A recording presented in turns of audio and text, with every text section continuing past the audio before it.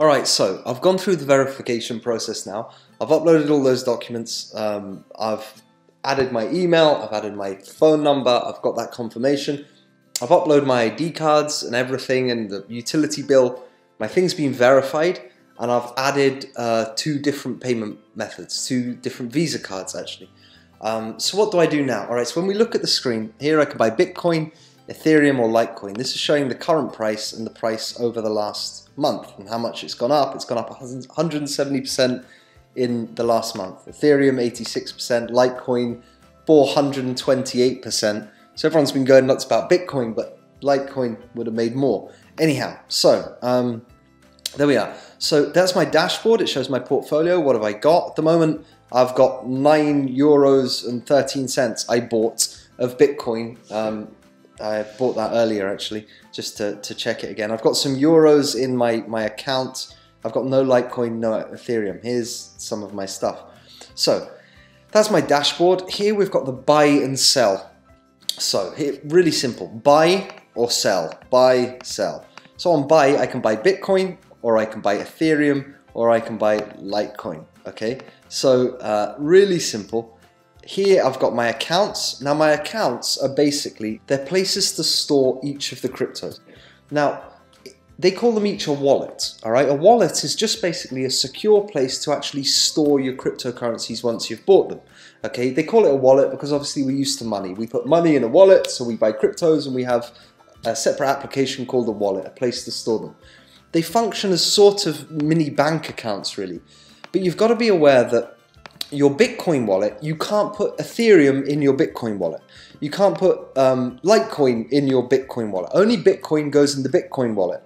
Only Ethereum goes in the Ethereum wallet, and only Litecoin goes in the Litecoin wallet. So each crypto has its own wallet, and that's very important. You don't want to try and ever transfer your Ethereum to a Bitcoin wallet, because it just won't show up and you'll lose that. You have to be quite careful. I think at the moment, cryptos and all of this, it's still, you know, there are old exchanges like the Nasdaq and, you know, the London Stock Exchange. These stock exchanges have been around for a long time. The crypto exchanges, this whole thing's fairly new. So it's still sort of in the infancy. It's becoming more and more user-friendly. But at the moment, it's still, you have to be quite disciplined and quite careful and move things to the right place. I'm sure as it goes along, this is going to get a lot simpler. And you're eventually just going to be able to move any crypto into your wallet, and it'll sort that out. But at the moment, it doesn't sort it out. You have to pay attention to that carefully, or you could just lose your money. So that's my Bitcoin wallet, that's my Ethereum wallet, and that's my Litecoin wallet. Now with wallets, these wallets are obviously on Coinbase. These are on the actual website that I'm looking at. There are different types of wallets. Some are stored in the cloud, so they're wallets which you can access from your computer, or you can access the same wallet from your phone or tablet or whatever, and it stores them in a secure place somewhere on a server, okay, in the cloud. A lot of people say that those are the most hackable, so you want to watch them. They're always trying to make this safe, you know, it's a bit like the Wild West still, you know, the early gold rush. Back in the Wild West, you'd see bank robbers, you know, and people robbing freight trains, and you don't see that stuff anymore in the real world, you know, apart from if you're watching Heat or something, you don't see that. But around this, it's kind of the same. It's a new kind of frontier of assets and wealth storage. So there's, you know, hackers, and so they're trying to constantly make it as secure as they can. So you have the online wallets, and then you have wallets which are on your phone, just on your phone. Then you have wallets which are just on your computer, so they'll just be on this laptop. I can't view them from any other laptop. I can't view them from a phone, like Exodus, which is really the one I'm using, and I'll show you in another video about that one. But basically, those are ones which you have on your computer. Then there are ones which are offline wallets. So it's literally like a USB key where you'll download your cryptos into stored on that, and you'll take that offline and hide it somewhere so that there's an air gap, you know, people can't hack into that. This wallet here is actually the one in Coinbase. You can keep it here, you know, it's not like they're all getting hacked all the time. It's not that insecure, but I'm just talking about, you know, the levels of security people are really interested in. Obviously, I'm not buying a lot of Bitcoin. I don't have a lot of money at the moment. But if I had, you know, 100,000, I'd want to make sure, or whatever, you know, even 2,000, 3,000, I'd want to make sure that that was safe.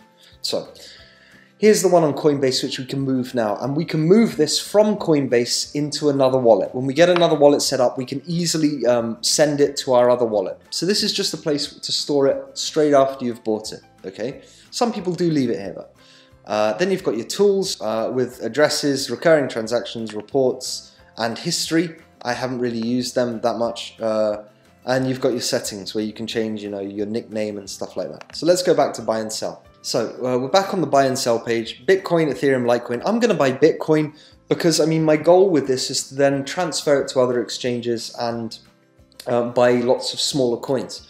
But Bitcoin is then the easiest one to do that with. You know, you can do it with Ethereum as well, but I'm going to buy Bitcoin.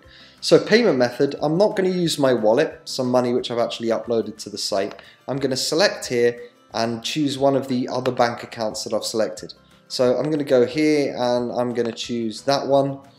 And then obviously here you are buying 0.00 BTC. Here's my payment method.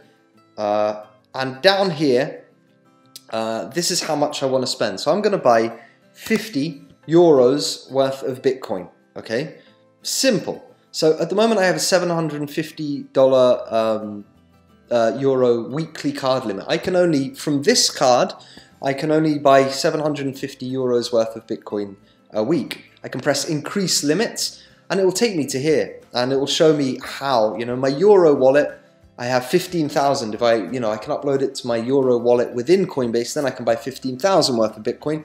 But if I use this card, I can only use 750 a week. To increase your limit, buy $780 worth of digital currency with this payment method.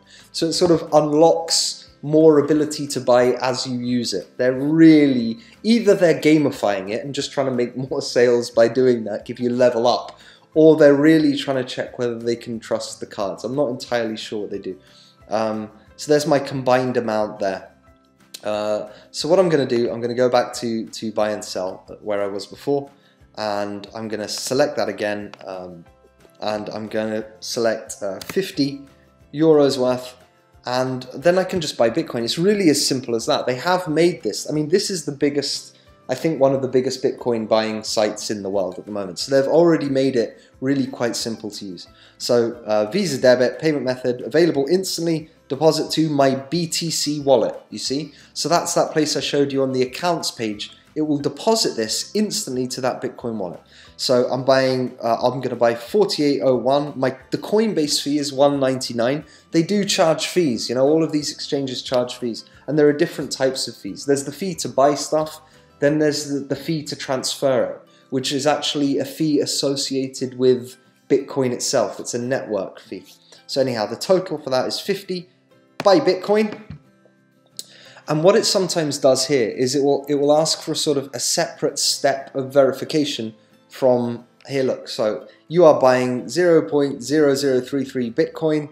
It shows everything here, and authorize your transaction. To complete a purchase using whatever, you must first authorize the buy with your card issuer. So I'm going to press confirm buy, and we'll see what happens. Sometimes a little extra layer of security pops up from your Visa card or your card provider, because, you know, they want to check for online fraud and is anyone else using your card. So we'll see what happens when I press that. It's waiting for, so it's authenticating my payment here. So this is a separate layer of security which my card issuer asks for when I buy something online. Okay, here it says buy confirmation. Your request is being processed. So obviously my card issuer didn't care about that bit. I'm just waiting. What I'm going to do, because I've seen this before where it stays on this screen and it can just kind of stay here. So I'm going to go back to the dashboard and I'm just going to check whether I actually have bought that Bitcoin already. There we are. So back on my dashboard, in my portfolio is now Bitcoin. I've got 92% of my holdings are in Bitcoin. I've got 0.039 Bitcoin. I've got that little bit which I already had, and then I've got the new stuff, 57.54. And then in my recent activity, it shows that transaction. I bought 50 euros worth of Bitcoin. So if I go to my accounts here, there we are, BTC wallet. In my Bitcoin wallet, I've now got 57, and you'll see this number changing. It's not like a normal bank account. In a normal bank account, you put your money in, and your money's in. It's sort of staying at that same level, unless you put in more, or they give you some charges, or you take some out. On this, because it's a live asset, this is still checking what the price is on the real exchange. So you'll see this number, 57.63. You'll see that moving. if the price of Bitcoin goes up, I'll have more value in here. If the price of Bitcoin goes down, I'll have less value. You see, it's 57.73. Just made 10 cents, just by leaving it here. So this is why people hold, this is why people buy and why people hold Bitcoin. Because it's a live asset. It's still changing value. So there we are. Now if I want to send it, I can send it from here, and I have to put in the address of the wallet that I'm using, and I can send it to my wallet, my Exodus wallet. So I'm going to make a separate, my next video is going to be about that. How do you send it? How do you get the Exodus wallet? How do you set it up? What is it? And how do I send my Bitcoin there from here to keep it nice and safe? Okay, so a quick separate thing. I just went here and I went to invite friends, and here they give me a little link, and it says that if your friend buys or sells 84 euros or $100 of digital currency or more, you'll both get $10 of free Bitcoin, which is awesome, free stuff. So I'm going to put this link here into the description of this video. And so if you're going to go to Coinbase, sign up using this link, and we'll both get $10 worth of free Bitcoin, which is nice. You don't have to do that. Obviously, you can just go to coinbase.com. But there we are. I'm going to put this link in.